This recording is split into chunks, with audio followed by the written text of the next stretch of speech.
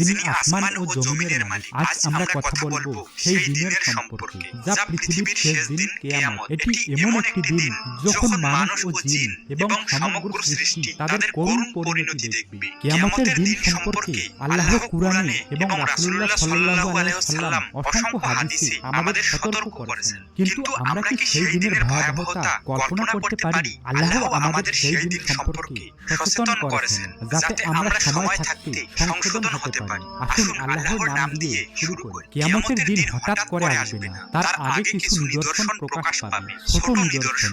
হাদিসে রাসূলুল্লাহ সাল্লাল্লাহু আলাইহি ওয়াসাল্লাম বলেছেন, মানুষের মধ্যে পাপাচার বৃদ্ধি পাবে, মা বাবার সঙ্গে দুর্ব্যবহার সাধারণ বিষয় হয়ে দাঁড়াবে, জিনা ও সুদ চারিদিকে ছড়িয়ে পড়বে, ধর্মীয় জ্ঞান হারিয়ে যাবে। বড় নিদর্শনগুলো হলো: নাম্বার 1, দাজ্জালের আগমন, যে মুমিনের বিশ্বাস পরীক্ষা করবে। নাম্বার 2, হযরত ঈসা আলাইহিস সালামের